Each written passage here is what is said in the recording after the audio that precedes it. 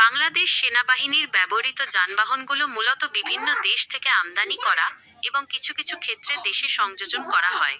বাংলাদেশ কোনো একটি নির্দিষ্ট দেশের ওপর নির্ভর না করে বৈচিত্র্যময় উৎস থেকে তাদের বহর সাজিয়ে থাকে। প্রধানত যেসব দেশ থেকে গাড়িগুলো আসে: ১. চীন, চায়না। বাংলাদেশ সেনাবাহিনীর বড় একটি অংশের যানবাহন চীন থেকে আসে। বিশেষ করে ট্যাঙ্ক, সাঁজোয়া যান, এপিসি এবং ভারী ট্রাকগুলো চীন সরবরাহ করে। টাইপ -96 বা টাইপ 59G ট্যাঙ্ক, ডংফেং এবং সাইনোট্রাক ব্র্যান্ডের বিভিন্ন মিলিটারি ট্রাক। ২. তুরস্ক, টার্কি।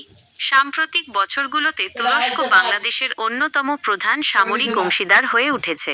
উন্নত প্রযুক্তির এবং আধুনিক সাঁজোয়া যানের জন্য বাংলাদেশ তুরস্কের ওপর আস্থা রাখছে।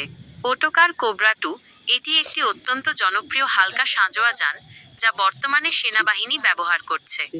RN94 এবং অন্যান্য আধুনিক মাইন রেজিস্ট্যান্ট যান, MRAP। ৩. রাশিয়া ও ইউক্রেন। রাশিয়া এবং ইউক্রেন। ভারী পরিবহন এবং সাঁজোয়া যানের জন্য রাশিয়ার তৈরি যানগুলো অনেক আগে থেকেই ব্যবহৃত হয়ে আসছে। BTR-80, এটি বাংলাদেশ সেনাবাহিনীর অন্যতম প্রধান সাঁজোয়া কর্মী বাহক, APC। রাশিয়ান কামাজ বা উড়াল ট্রাকগুলোও বেশ পরিচিত। ৪. জাপান ও দক্ষিণ কোরিয়া। জাপান এবং সাউথ কোরিয়া প্রশাসনিক কাজে এবং মাঠ পর্যায়ে যাতায়াতের জন্য জাপানি এবং কোরিয়ান ব্র্যান্ডের জিপ ও পিকআপ বহুল ব্যবহৃত। মিৎসুবিশি পাজেরো এবং টয়োটা ল্যান্ড ক্রুজার, জাপান। কিয়া ব্র্যান্ডের বিভিন্ন লাইট ট্যাকটিক্যাল ভেহিকল, দক্ষিণ কোরিয়া। ৫. স্থানীয় সংযোজন। বাংলাদেশ। বাংলাদেশ নিজেও এখন গাড়ি তৈরি বা সংযোজনের দিকে এগোচ্ছে।